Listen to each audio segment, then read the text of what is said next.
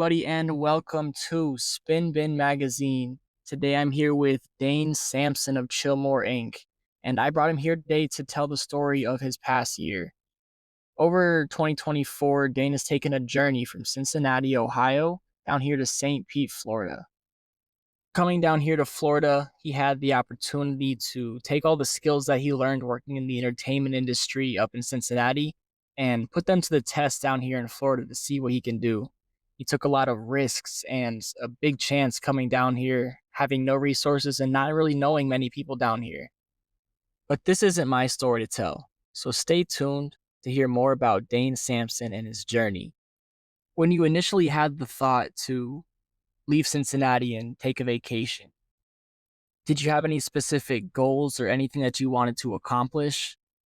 It's not every day that you find someone that will leave everything behind for a whole year just to dip their toes in the water.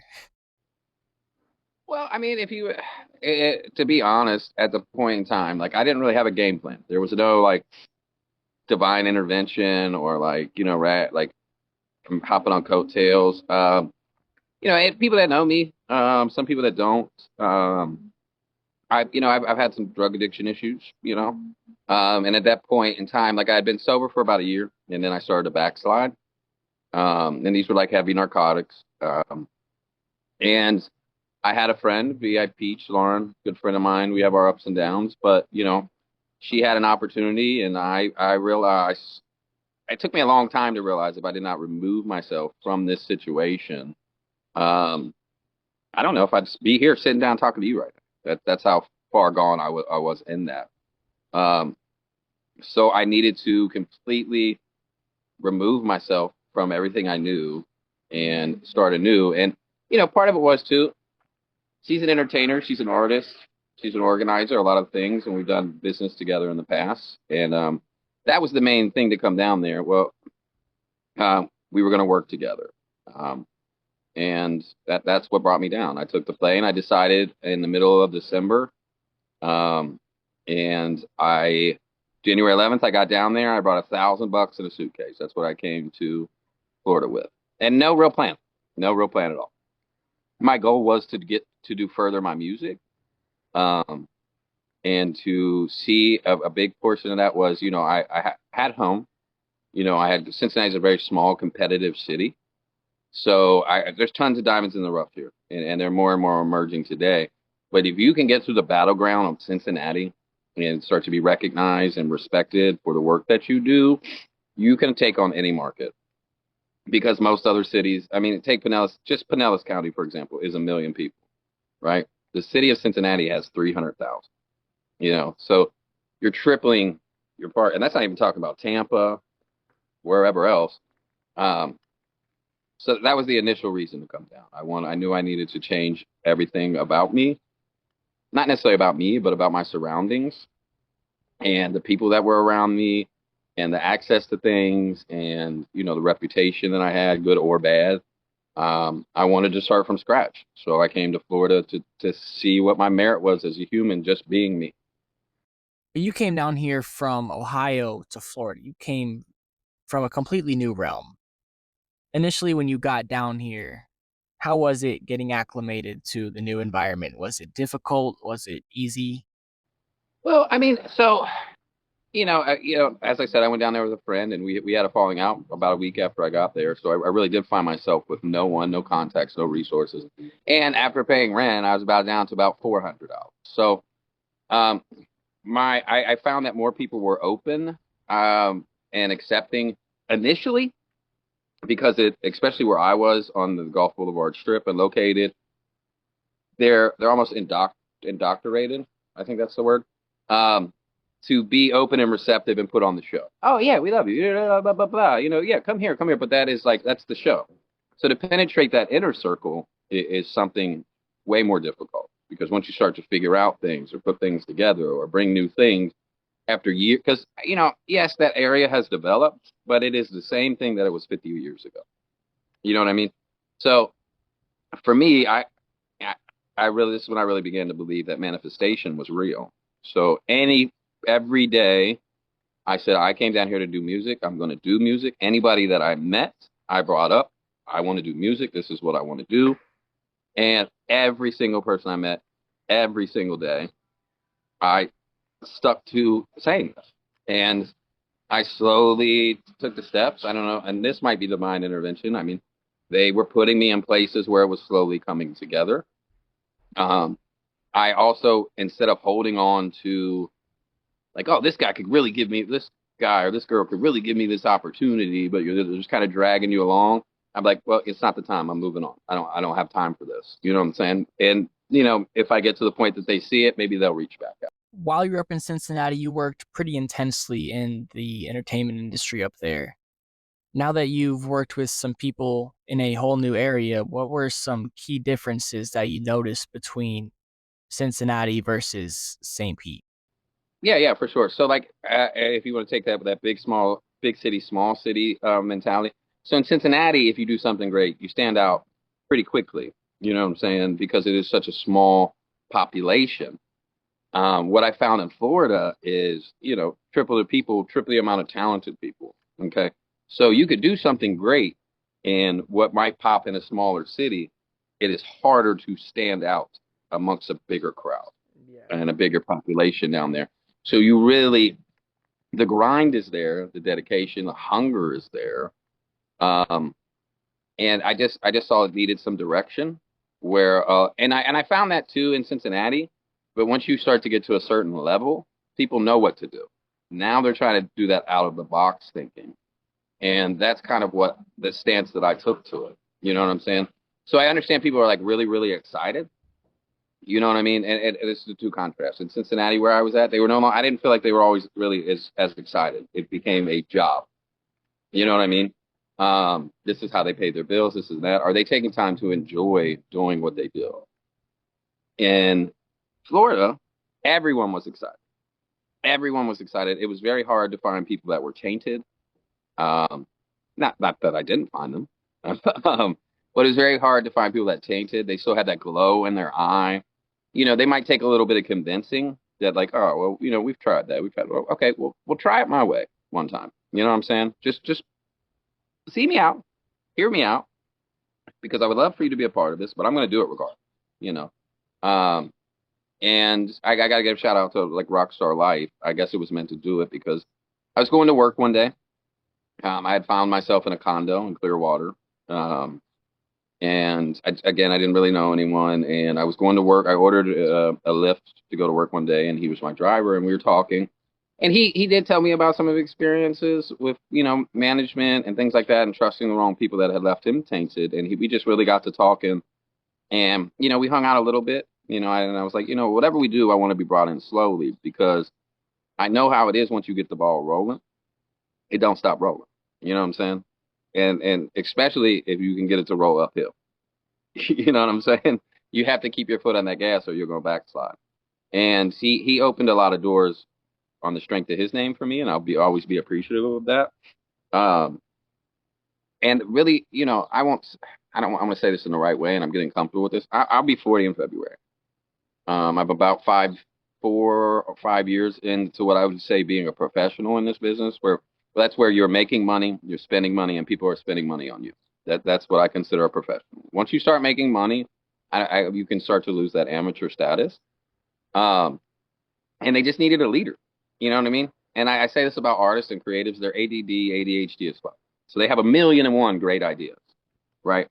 But when you open a million tabs and you're trying to work at them all at once, your progress is going to be slow. So what I was able to do, I was like, hey, let's focus on this one thing. Let's complete this task so that we can work together, that it can be done, and the people will come. You know what I mean? And that's kind of exactly what happened. Uh, I don't know why they had such blind faith in me. I've stopped questioning that when I get these groups that follow me, because they want to march somewhere. You know what I'm saying? And you still got to learn how to make them feel special, that they're important, that what they're doing should be heard and expressed. And it's just a very fine line. And you can have the direction of the plan, but if you can't manage personalities and organize those things, you're going to stay stuck. Now, let's take it back to Cincinnati. As you've told me, you've done a lot of work in the entertainment industry up there. Can you tell me a little bit more on what you've done and really who Dane Sampson is before he took this initial journey? So I'll just give you a little back text. So at 35, I had just gotten a bunch of trouble and I was freeing up. And, I'd lost my career. I was a freight broker at that year. I was making six figures and I had to start back from zero and move back into my mom's house because I was on this. And once I finally got off a year of house arrest before I had to go fight a trial, um, I I was like, what am I going to do? What am I going to do? And people had over the course of my life, they're like, we like your voice, we love your voice, so wish you could just talk to us all the time. And they're like, you should be on the radio. You have a face for radio. And I was like, well, that is a backhanded compliment, but thank you. So I was still driving at the time, and I kept hearing this commercial for a local school. It was an Ohio media school, and they're like, "Do you want to be on the radio today?" And I was like, "Yes, I do."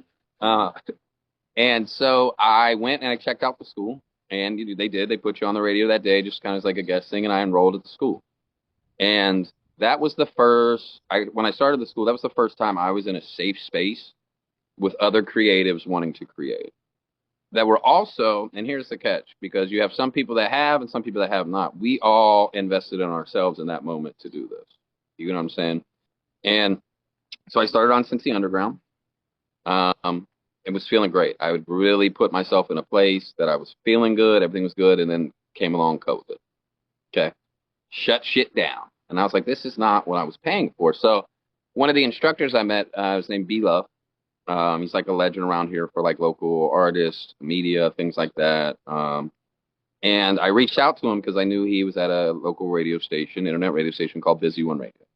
And I was like, man, I need something. I got to be around people. I'm falling into a depression. He was like, well, why don't you come by? We'll talk. We came to an agreement to give me my first show there once a week for 2 hours. Okay. And we started the first show. It went well. Second show went well. The third show, another student and peer of mine I met at the school, Tokyo Shakur, he goes by Papa, Big Papa. Um, he came on the show, and he was the first one I really like. I challenged to do a freestyle, and he went so crazy on the freestyle. And his whole team, Married to the Game, was there. It just exploded, and now everybody knew who I like. It gave me a ton of street credibility too, as a white guy. Even though I grew up here, I hadn't really been active in that realm in the streets. If that makes sense. I had done other things in the streets, but that's more of shit you want to keep a secret. Like, you know what I'm saying? So it really gave me buzz. And I went to there was an artist that came out. He was also kind of a promoter, and he was doing a show at this venue. It's very famous around here called Thompson House. Um, which just coincidentally released a band list of all these like people that are starting to make it. Very funny. Anyway, I'm not on it. I guess I'm not big enough. But so I went to this show and he was like, "Hey man, do you have two artists that you can put on here?" And again, I'm only a few weeks in the game at this point, so I'm like, "Yeah, I got a couple." Threw them on there. My guys went crazy. The venue offered me my own showcase um, on a Friday night in August in the summer on the main stage. So the show that I just did was upstairs. It held about 100 people. Downstairs held about six. So I was like, challenge accepted. And I just started going crazy. But, that inexperience, it really takes a team. And this is where I learned that lesson. So we spent weeks of promo. I remember one promo day, I had them pull up. And if anybody knows anything about Lincoln Heights, that's a real hood. But that's where this radio station, at 5 o'clock in the afternoon on Tuesday, I had damn near 200 people show up to this parking lot just for promo day. Okay. So the buzz was really going. And I was really starting to make a name before the showcase even happened. And the night up, we ended up selling about 400 tickets. For a first show, that's a lot. I booked 12 acts. Way too many. Because again, I'm one person. And I'm trying to get my teams in there, but they're in their cliques. And I'll say this is generic names. So you could work with Nick or whoever in the studio and you have that relationship. But on show night, testosterone's feeling, people are feeling themselves. They also got their whole crew, so they got to be, alpha, whatever. So like Nick goes out the window. You get what I'm saying? So we get through the show. Well, we don't get to the show. I'm like having trouble. I'm running around like a chicken with my head cut off. I'm also trying to like, rub shoulders with who I need to. I really have no idea what the fuck I'm doing, to be honest. Like, I don't even know how I fucking got this show. So I halfway through the show, one of the acts, they come in with all these people and they decide they want to go on now, so they're gonna come take the stage. And I'm like, bro, like my main act, the ticket sales about to go, can you just chill? And then they get aggressive. And I'm like, well, I guess go, because what am I gonna do? Fight all 20 of y'all? Like, you know what I mean? And I really wish in that time, and I think now so, like the respect level I have, that would have not have been allowed to happen. But it was. So I had to let them. So they're acting up, and then at the end of the show, some other things happened. Somebody's claimed I owed them some money or something that I didn't. They were getting caught in that lie. So they pretty much jumped me at the end of my first show. And everyone left me. I had to walk home from Kentucky across the bridge to Cincinnati by myself. So about as horrible as the first show could go. Okay. I mean, the show itself was good, but it still did not, it damped me. I left busy one the next day because I was like, man, nobody has my back. This is bullshit. I did all this for all these people, and they didn't give a fuck. And you have to learn that lesson because it is a thick skin. And I would say 95% of the people that you fuck with will step over you or burn that bridge if they think it can further or elevate them. That was a tough lesson learned. So I didn't want to do the radio show no more. I was like, fuck everybody. And then my friend Bobby, my very good Bobby motherfucking Bobby, I love him. Um, he was talking to me because of my interviews. He was like, Dane, you, if you just pop up in these open mics or this and that with a microphone, I bring my camera, I guarantee you people will pay you. And I'm like, man, get the fuck out of here. Ain't nobody talking to me like that. It's like, Dane, just trust me. Just trust me. I'm telling you. So I'm like, all right, Bobby, fuck it, we'll do it. So we go into this. It was ran by Marvis Marvelin here in Cincinnati. He's been doing those open mics and things like that for years. And we pulled up at the famous Mad Frog for underground music. It's no longer there, but it was there. And I came with my camera, and sure enough, Bobby was motherfucking right. People was coming out $30, $40 to talk to the white boy. Why the fuck is this white boy in this club? Like, first of all, and I think we made like $300-$400 in about 2-3 hours. And I was like, then I was hooked. It gave me that confidence. So I was popping up everywhere. And that became kind of my MO. I'll pop up.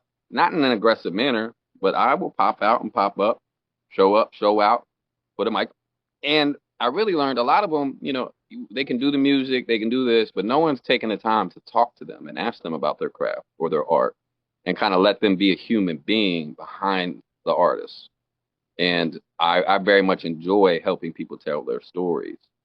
So I was all over the city, and people started to reach out. Can I get one? Can I get one? I'm like, yeah, And then that's really how I started really making money doing this initially. And then after that fuck up of a show, I kind of learned what to do and what not to do at that point. And that's right around this time. That's when I caught VIP's attention, VIP Peach's attention. And she was hesitant at first because, much like myself, she was a few months ahead of me in the game. But she just thought I was somebody else either trying to either smash or leech off of her or infiltrate her shit and take her shit. And that wasn't the case. I was just curious. And this was another person I saw out there doing it and was getting hate, but was still pushing forward. And it's like the city love and hate you because they love you because you're doing what they wish they could do. And they hate you because you're doing what they wish you could do. Does that make sense? Yeah. Yeah, yeah. So, and we had an up and down relationship. We helped put some shows on. She opened some doors for me. I got her some cosigns that, she probably couldn't get without me, at that time. And that's where I was kind of at in Cincinnati up to that point. And then I fell in love with producing too. And I met that at the school because I was like, I'm not a singer. I'm not a rapper. I don't claim to be. Yes, I can do some poetry. I can't, but I have an ear for music. And people seem to trust that. And they started to ask my opinion. And I was like, well, maybe this is something I can do. Because people don't realize I'm 4 or 5 years in. I've never released a single. I've been involved in a lot of demos. I've helped people with their tracks, but I've never personally done that. So I met again through Tokyo. He took me to this. I gotta call it a trap house. Like it's a studio and a trap house with a gentleman named Slick Bezel. Slick Bezel is a for real Cincinnati legend. He has worked with Chief Keef. He has worked with Lil Durk. He has been all around the country. You know, he goes down to Atlanta. And what I did is I would pay sometimes just to sit in there and watch, or I would just be quietly sit in there and just observe and learn. And I did that probably for 6 to 12 months, just learning and observing. And he doesn't let everybody in his sessions like that. But I guess, he saw something in me, and I have an authenticity about me. Also going to speak my mind. And that's something I think people have learned with me is I'm not going to hold your hand. I'm not going to sugarcoat stuff. I'll say it respectfully, but if you ask me a question looking for a specific answer, I'm not the person you should probably ask that because I'm going to answer in an honest way. I've got him on some tracks. Actually, Slick is on my first upcoming single to be released those days. I got him to be on there for me, and Deborah. And this is really becoming a community project because Peach and I bought the instrumental together. It was the first instrumental. It's the third version. Devin Burgess here in Cincinnati originally engineered it. Busy One, Ace, and Shadow Village Productions is going to help me do the promo rollout. With that, Casey on the mix down there in Florida, very well-known, respected producer, did the mix and master. I have CJ Bacco shooting the visual.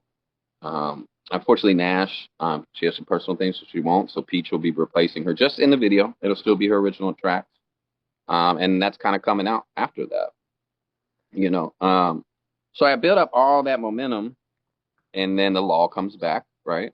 And that drug addiction thing, and I was like, well, I got probation, man. The only way I'm gonna get, because it's very hard for addicts to turn themselves into rehab. Whether you need the help, you want the help, that is a hard thing to do. So I was like, man, I'm gonna violate this probation. They'll come get me. I can get some help, at least some clean time. I'm not saying because I still smoke weed. I'll have a drink occasionally. And I don't want people because I'm not. I really went on that clean journey. Well, it took them 6 months to come get me, and I was like, I'm on flyers down the street from your shit. Like, come get me. And so finally, when I went, and then I didn't know I was gonna do fucking almost 9 months, but I did, and that really halts all your momentum. You know what I'm saying? Like it really, because you're out of sight, you're out of mind, you can't do shit. Luckily, I had my mom who stayed there. She put money on my books, things like that. Slick would answer the phone when I called. My good friend Wolfman would answer when I called. Bobby answered every time I called, and they helped get me through that. And then I got out. Um, I got out and I went to a halfway house, and I was like, I need to be around other people that are trying to, stay. I just wanted to prove to myself that I could have clean time by my choosing. And but they stuck me in an apartment by myself. And I was like, in isolation. You gotta have curfew. You can't have people over. I'm like, this is the exact opposite of what I need. My biggest trigger is isolation. You know what I mean? I have to. I'm not saying I'm learning to love my quiet time, because when you spend time in a cell or you spend time isolated like that, or like when I was on probation, like I had to learn how to sit still and just lay there. You know what I mean? Like sometimes I would just be like, I don't know what to do. I would just lay there, like, and look at the wall because I didn't know what else to do, and there was nothing else to express. Um, and then, I mean, that's kind of what brings me up to there.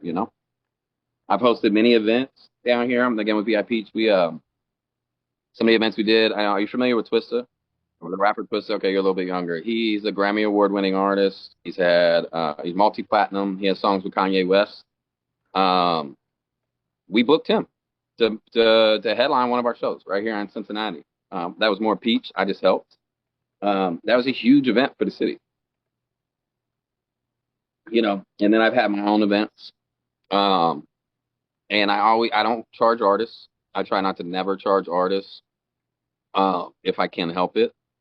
The only time I know this is a lot, but the only time I really, and my crowning achievement to me, we were asked by a venue, the Mockbee, if we could throw together a showcase, and like we had like 2 weeks. So I reached out to Ace. I'm like, what can we do? What we can do? And we came up with what we called the short notice showcase. And in that 2 weeks, we decided to make it a competition. So we were going to charge entry because of the prize packages available, right? So I hadn't really seen this before, but I reached out to local celebrities, artists, studios, magazines, radio shows, and I got them to donate all of these things for the prize package. I think we ended up getting something like $2,000 worth of donation times, whether you want professional studio time, you want a photo shoot, you want a radio interview, you want a magazine interview, you want to work with this person. Um, and then I had 6 guest judges. 3 of them were like local artists, Fame YNO, VIP, Siri Amani, uh, huge names in the city. And then we had 3 representatives from Busy One Radio, and they sat down together. I fed them. I think we had 22 artists pay and sign up for this competition. Um, and for me, to bring the city together in that capacity to give back was a huge accomplishment for me. Um, and also, even if you didn't win, you now have a list of professional contacts to reach out to that you will be in good hands with these people.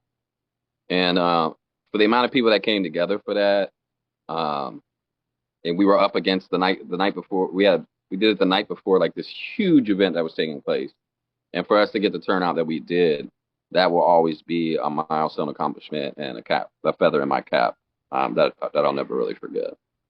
Most definitely. And with all the open mics that you threw up there in Cincinnati, you were able to get people from all over the city to come together and have a good time, bringing together all the creators and entertainers in the city, and also putting a whole new spin to the prizes that you give out. The idea behind using local companies' services as prizes instead of items is easily beneficial both ways, and an awesome spin to what you can bring to an open mic night.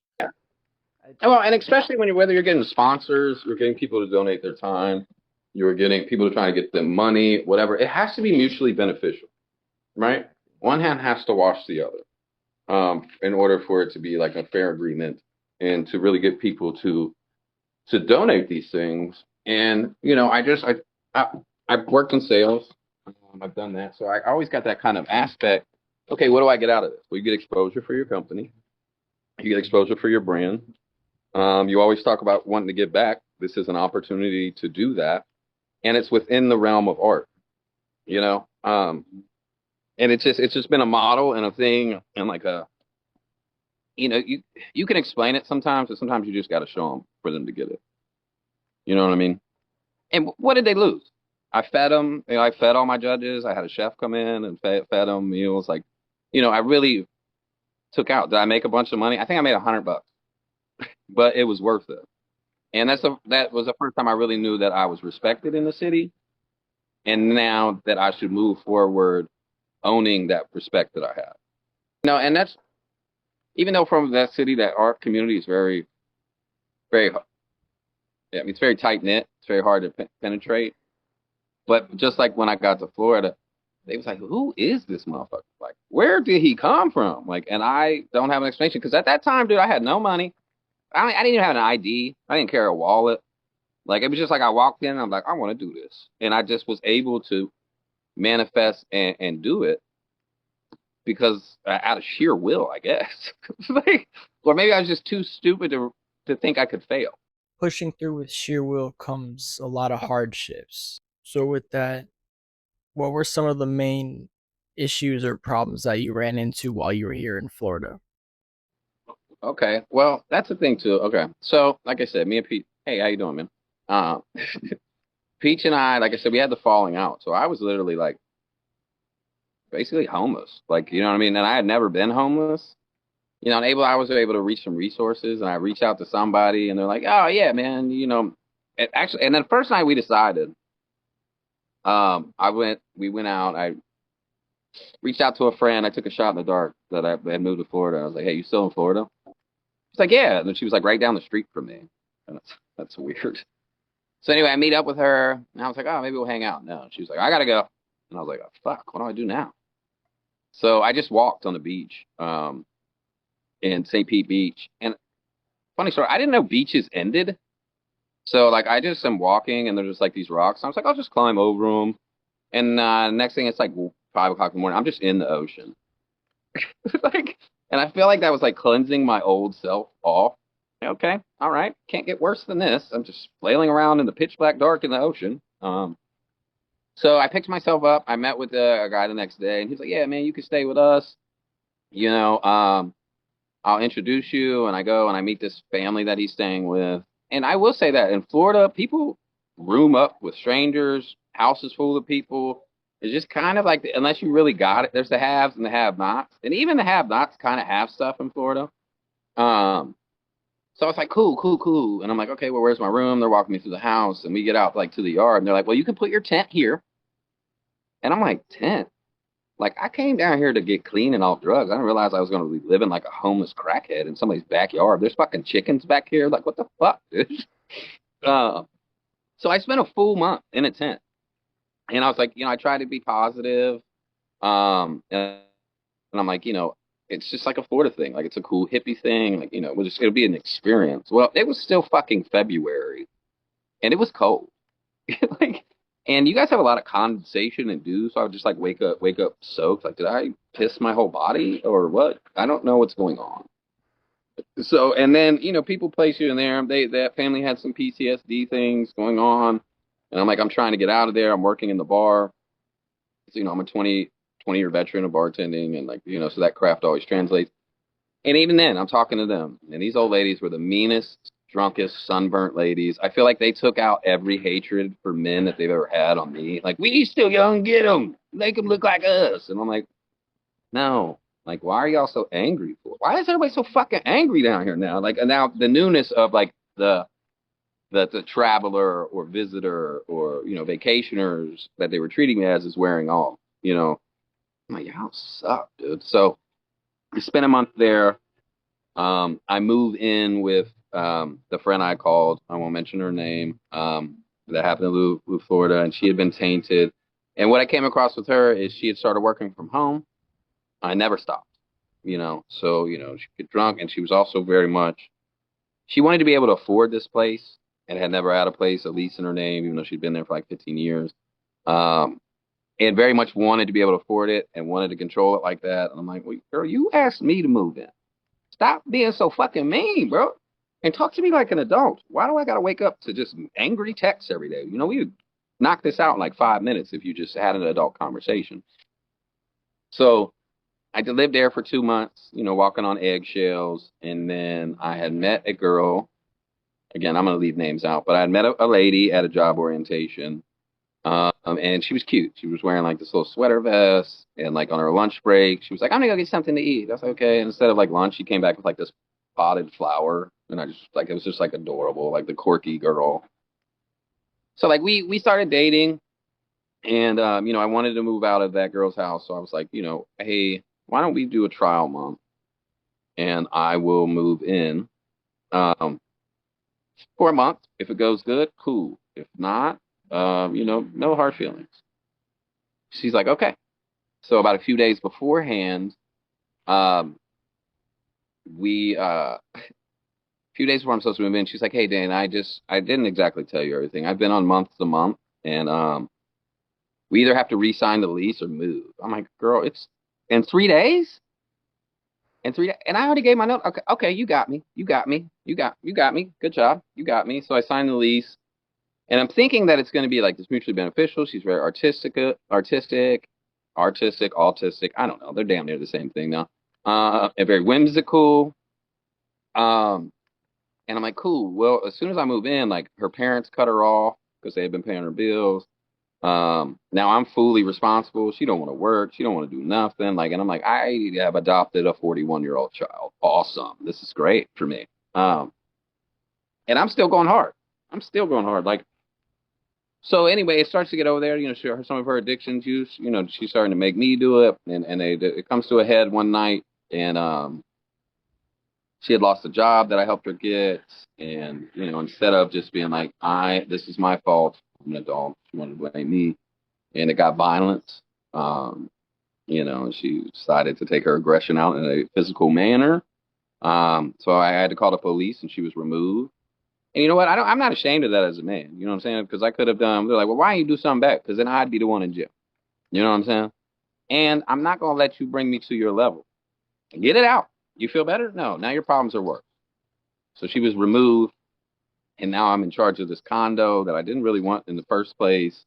And I'm isolated. I'm about 45 minutes from work and the people I know from where I moved, and that again.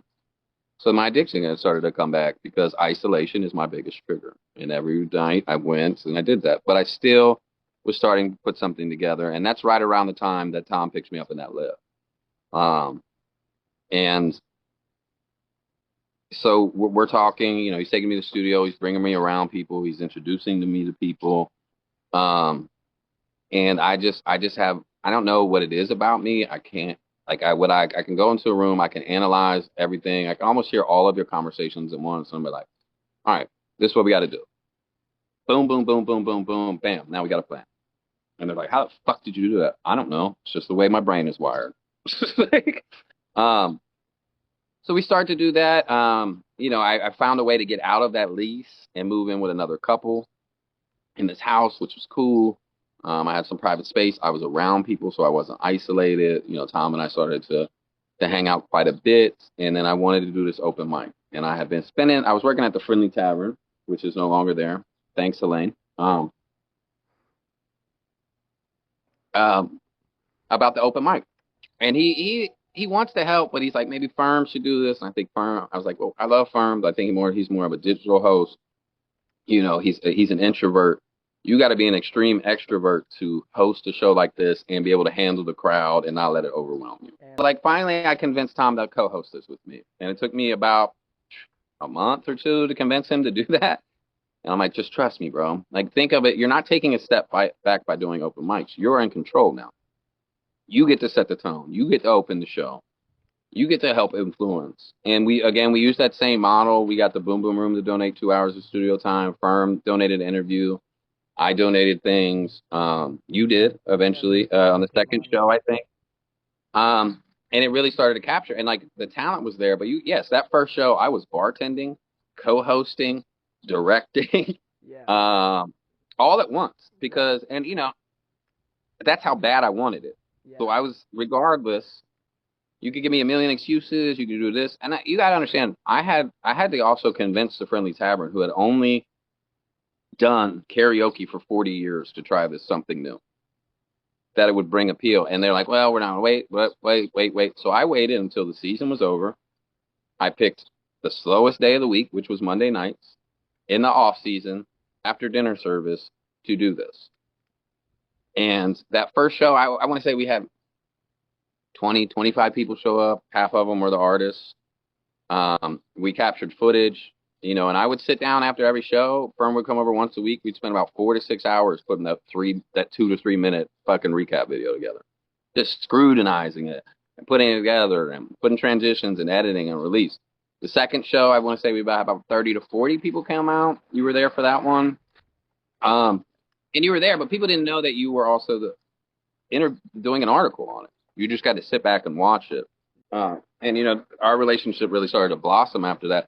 That was So then the roughly. third, yeah, we really did. And like you continue to reach out. I love that eagerness, which is something I found more about in Florida. And you know, some of it is you guys are younger, so that you still have that like hope and twinkle in your eyes that I do at almost 40, um, or at the end of my 30s. I'm trying to change my mindset from I'm about to be 40 to yeah, I'm still 39. Had a So, you know, and then we got to that third show and it really like it just exploded. I think we had like 60 people there. I had an artist, Wolfman, flying from Cincinnati for that. Just the amount of talent, that cipher in the end, that, you know, just to come together, the level of artists that were there. And they're just that like the admiration and the credit that I was receiving, that, you know, in Cincinnati, again, they might tell you that in private, but to get a public endorsement the way I was down there so freely, Mhm. I wouldn't say it was overwhelming, but it was like, ah, I want to do this again at home too. And, you know, so my end goal is to create that pipeline from Florida to Cincinnati, because those are the two cities and states that I've been at, so where we can go back and forth and do this and really make it a national movement. And if I continue to move it the way I do with the clarity that I have, it's possible.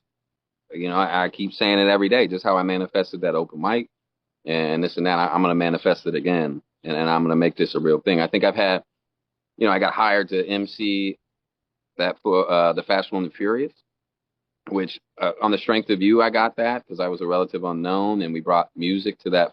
What's the third? It was the third one to the first time there. Again, Advance, who you've interviewed, came down to be a part of that. So again, DJ already came to be a part of the open mic and this and the Fast and the Furious. So now I'm starting to bring my people, even though if we haven't done a lot of work together recently, it was like we had never stopped, you know.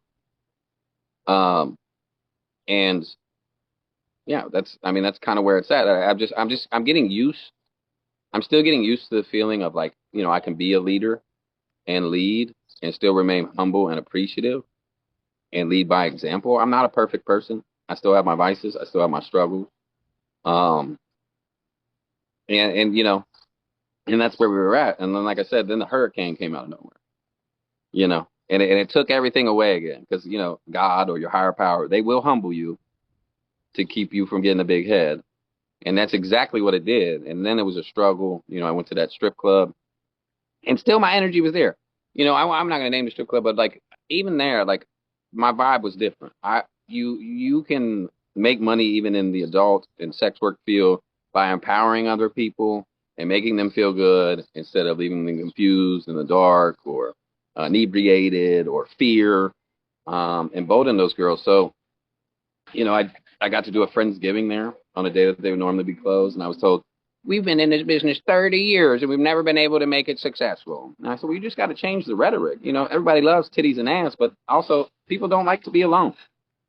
So you don't have to be alone. And we brought in, and, I fed the community there. Um, Other girls from other clubs were embracing that because, nobody's doing this for them. And these girls, they want to take care of somebody too, because a lot of them are from all over and different backgrounds. And I just wanted to make sure they were felt cared about one night. And you got to see that. They came together. We stayed open till 2 o'clock.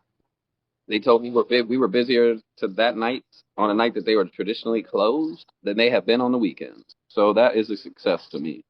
Um, and then, the respect followed. Right after that, Zay, who was the DJ that night, a car was sent for me and him. We were taken to an after-hour spot. Shout out to Bunnies. We were walked to the front of the line. I was handed a drink. I was walk. It's a hood club. I love hood shit. For a white guy, and then I was walked right behind the bar into the money room to meet the owner. That was very empowering, and that was the respect that I was looking for in that strip club. Um, but I wasn't feeling good about myself. That was a lot to wear. I mean, they were running me into the ground. You see the dark side of that field. Um, and I've been stressed, and I've kind of talked to you a little about this, like your trauma, your PTSD, your addictions, all that. You carry it somewhere in your body, right? And I was just having like a come to Jesus moment. I had been trying to get rid of that gut for years. So I had a come to Jesus moment with a little bit of help of shrooms, I'll say. Um, so I just kind of walked on the beach. I kind of saw the devastation. I swear I saw like the fucking Seminole spirits in the trees just holding on to nourish the land a little bit. Especially like this one palm tree that was just in the middle of the streets. And it's just like, we're just hanging on as best we can. I'm like, me too. Um, and the next day, like everybody, I do help produce music, and everybody's been trying to get me in the studio. And I can do poetry live. I can host shows, but that's just something I haven't been comfortable with. Again, I'm not a singer or a rapper. And I just knew I needed to get some stuff on my chest. So I tried to get some more shrooms. And I'm like, whatever. So I just decided I was going to drink that night. And I called up Tom, and he took me. And I just laid some shit out. Obviously, some things that I needed to move past. And I just heard it for the first time the other day. Because I don't watch a lot of my own interviews. I watch recap stuff like that, but I'm very big on, as the host and the liaison and the facilitator, it's not about me. You guys are the stars. Just let me help you build a stage for you to be shown in the right light. So I want to say it's almost uncomfortable sometimes hearing my own voice in that aspect, you know. Um, but it's something I get comfortable. But I listened back to it in the context of just talking about my mom and what she went through and her being adopted and me never meeting my biological father and some things my sister went through and the questions and laid it out. And, the next day after that, when I woke up, that gut was gone. Not because of any exercise, not because of anything I had changed in my diet, because I guess I had healed myself from that trauma and finally let it out in an uninterrupted way. And again, I have to thank Tom for that. Um, so that I don't know what they call it, like healing, spiritual healing, trauma healing, whatever. That's real because that gut is still not back. Now I will tell you, if people keep cooking for me in the Midwest, it's gonna come back with a vengeance. I will say that. um, but I knew I needed to come home at that time. Like I could keep struggling, I could keep being around people, or I could go home for the holidays because I'm fortunate enough to do that and go see my 16-year-old son and hug him and hug my mother and get back to work. Because if I want to build this pipeline, I have to come home and talk to these people because, pictures and videos and me being like, hey, you should hop on this only does so much. Definitely, and after a long trip, I bet your whole family needed to hear the story directly from you and hear firsthand everything that you did while you were down here in Florida since they didn't get to see it for themselves, including the people that you worked with, how they can hear that you used the ideas that you used while you were up there and shown a whole new area what Dane from Cincinnati is capable of. So, from your own point of view, did you see the ideas that you're using up in Cincinnati work the same here while you were in Florida? Well, I mean, it was there. Um, you know, I think they saw my ideas were real and this and that, but whether they already work in a community. I, I, as much as they embraced me, I think they were nervous to let a complete outsider completely lead the reins, Yeah. respectfully, and as they should, you know. Um, so I stopped trying to force it, you know what I'm saying, and I realized, maybe I should cut down my accessibility um, a little bit. My time is the most precious commodity that we have Yeah. um, as people. And I really started to get more selective and almost more reclusive. I wasn't alone, I wasn't isolating, but more reclusive. Um, and I wasn't going to continue to repeat myself or explain. And I really kind of stepped back to what people were listening to. And was it a shared mutual goal, or is it what could I just do for you, or you can do for me, instead of what we can do for each other? And that's honestly when I really started to gravitate towards you because you were able to understand that, but also I would give you the respect to express yourself and what it is you were trying to do. But my big thing was we can have, again, ADHD creatives, we can have a million and one ideas. Mhm. But if you aren't making a plan and following through for that, there's really a cap of where this can lead to. 100%. You know, I will say my last week there, after all that commotion, after all the chaos, after the jobs, the strip club, Tiffany with her Florida freestyle movements again. I was like, because you got to say, when I told my roommates that I was moving, they kicked me out that day, that day, and I had to make some calls. Thank God for you. Um, and thank God for you. And not only that, I mean, you've interviewed Ace, you've interviewed some other people. You're going to interview already. Yeah, Um, he's Sunny definitely B, booked in. people I introduced you to. So I saw the shared vision with that. Um, and then I went, and you can see people when you're trying to put on a festival and you'll do things this and that. But what I spent that week with Tiffany, and I really saw the community there, and them really living what they were preaching, with making sure people ate. Hey, I know you're in this field, you work late, and you need a shower. Drink water today. You need to do some laundry. And just that really sense of community. It was the perfect ending to that particular time for me in Florida. So for them to open their house and cook and make sure I was good for that week. I mean, shit. I was like, I gotta go buy some suitcases. She was like, no, you don't. Just bring them back when you come back. And I was like, oh, you want me back? So nice. And then, Peach and I we made up at that time. We were able to call out some of our things and sit down and discuss. Because I know I've not had nice things to say about her at times, and vice versa. We've had good things, but my relationship with her or anyone else is my relationship with that person. And if I choose to mend that relationship and repair that bridge, that's none of your fucking business. And if you don't like it, then go the fuck over that way. Like, you know what I mean? Um, so I got off, and she got me right back to work because she knows coming back to my mom's where I'm staying for a couple months. I love my mom, I do, but it traditionally and historically has not been a safe place for me to live healthfully. not because of my mother, but because of my own choices, my access to drugs, my access to the streets. And I've come home and I have not been triggered, which was one of my biggest fears. When you're doing better things, that shit don't even cross your mind. But she was able to get me right back into the work mode. She booked me to host the upcoming Peace Fest, brought to her by her and the Poor People's Army, which Poor People's Army, if you haven't heard of it, is a national um, coalition that goes to the country to combat poverty, homelessness, um, hunger. They protest shit that the government's doing that doesn't benefit the people. And I'm luckily going to be hosting that for her because she knew I needed to get back to work. She's going to help me with rolling out um, those days and the other projects I wanted to do. And shout out to you. You are our most recent sponsor for Poor People's Army and Spin Bin Magazine. Hey, so we do appreciate you. But part of this is like why I'm sitting here talking to you, just like I brought Ace down to you. I want to be a man of my word that, like, technically now you're in Florida, I'm in Ohio. This is a national interview. You know what I'm saying? The day we go on podcasts and we're in different cities, that is national. That is my goal for all of 2025 to do as much quote unquote national shit as I can. Hell yeah, bringing 2025 national and making 2026 international. I can definitely see it happening. So if you could bring your 2024 trip into a few words, what would it be? Confident growth. Confident growth. I can definitely say from my perspective, I fully agree with that. Since you and I met around September, there's been a lot of motion going on. Even between you and I, we've got a lot of stuff done. From after the open mic and November 2nd event, you gotten involved with Bread for Bands. So there has definitely been a lot of growth just within that 4-month time that I knew you. Yeah, and I love that movement too, Bread for Bands.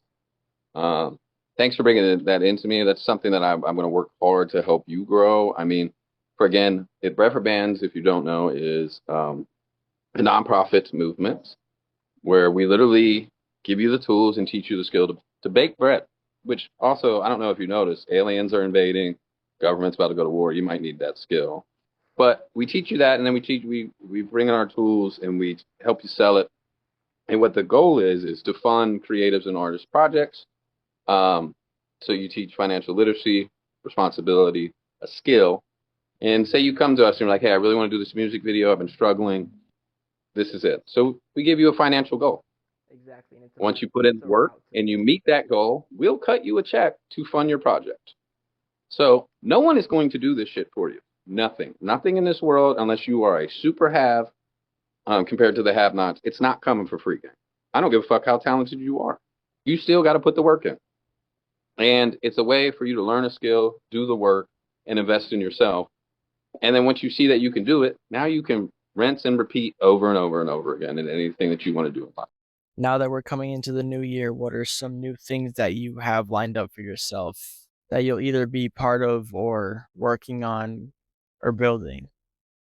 Well, a couple things. I'm also coming on as a contributing editor and journalist for Spin Bin Magazine. Shout out to you and our partnership. Um, so I want to get back into my interviews, podcasts, whatever the hell we're calling them these days. I think I just want to call this shit the interview podcast, so there's no confusion. like, um, and really getting that in there and helping people spread their message and their goals and their art. And I don't want it to be pigeonholed to just music. If you have a nonprofit, if you're a painter, if you have a small business, if you work in the adults entertainment world, whatever makes let me help you tell your story in a way that you maybe haven't been able to express it before. Yeah, you want people to tell Um, their stories. so you are still going to control like I'm going to add a blog on there, which we got set up, but you'll still do the traditional print style articles. My thing is going to be more of recorded, pre-recorded, live style stuff. So people want to see your face when you're telling your story, you know? Yeah. And that's the way you gain a real fan base. They want to know who you are behind the machine, the artist, the facade, the character that you're playing. Or is it not a character? Is that just you? And let me help you tell that story. And that's a big thing I want to do. I also, like I said, I plan on working. I've got the one single set to come out in January. Um, I have the groundwork laid for two more singles, three more really, um, singles coming out. So there's that.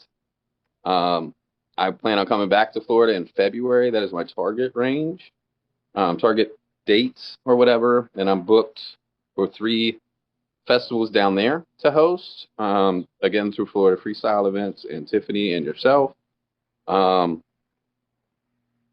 and that's where I'm at with that. I mean, I guess I still want to, and then the goal is to, maybe do an event where I bring half Florida artists, half Cincinnati artists. Those are the goals. That's the path. So continue with restart my podcast, get a following with that, contribute to Spin Ben, grow bread for bands, um, and establish this pipeline where it's really in place. So now that you're home and the whole trip has come to an end, looking back on the last year, what were some things that you learned from everything that you experienced, from all the people that you met? Did you have any key things that you can take away from this whole trip down here? Well, first, I mean, everybody in Cincinnati knew me as Daner's World, So Chillmore was the brand that I built, and I kind of became down there. It was very weird when I got booked for Florida Freestyles. Everybody was calling me Chillmore Inc. I was like, I'm Dane. They're like, dude, that's your name. What the fuck you mean? Like, I'm like, okay. But I learned no one's coming to save you. You got to save yourself. You got to choose you if you want to bring others involved. I learned to stop self sabotaging when I'm about to get to that next threshold and that next level.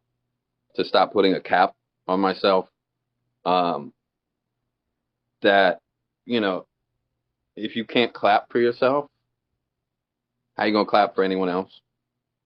Even though I've been a big proponent of that, I forgot to clap for myself a lot. I forgot to celebrate my wins. And I really think the pinnacle and the biggest moment for me that I was on the path and doing this the right way, again, was at that Fast and the Furious. Because my son has got to see tiny bits, but, I spent time away too. I spent 9 months locked up. Now I'm down here in Florida. And, I can tell him until I'm blue in the face, but he's 16. He doesn't see the social media presence. He doesn't get to see the people like yourself or Tiffany that kind of validate what I'm doing down here. And I remember, and this is still a crowning achievement of mine personally, is in that middle of the Florida Freestyle, right in the middle of the show, I stopped and I FaceTimed my son right in the middle of the show. And I had the entire festival chant his name in the middle of a live show. And that's a moment that he shared with his friends, that he'll remember forever. And it really validated that I'm supposed to be doing this. And my son finally got to see that and feel that and feel what that admiration is like. And I want him to never forget that feeling that he can do that too. And anyone can, and that was really, I knew, okay, I'm really doing what was put here to do. Even though that definition of that changes every day or grows, And I did lose 50 pounds while I was in Florida. So just saying, I am walking a lot lighter these days, literally. Yeah, I don't want to say to people like magically. I did ride 25 miles a day for like 3 months on my bike. So, I mean, that's kind of just where I'm at. I just opportunities. Instead of just talking about it, I want to do it. I want to continue to do it because I'm showing I'm going to do it anyway. But it is nice to have a team that you can trust, even if it's a small team right now. You only need a few motherfuckers that believe in you, and that trick you into loving yourself the way that you love them, and then the possibilities are endless. And with this new beginning, the sky's the limit. This 2025 year is definitely going to be bigger than ever. We've shared a lot of really important life lessons that I feel not just you, but a lot of us can use and take into consideration throughout the next year. And with that, a lot of change comes from going out and taking that physical experience. So what you did over 2024 was a big change to Dane from Cincinnati.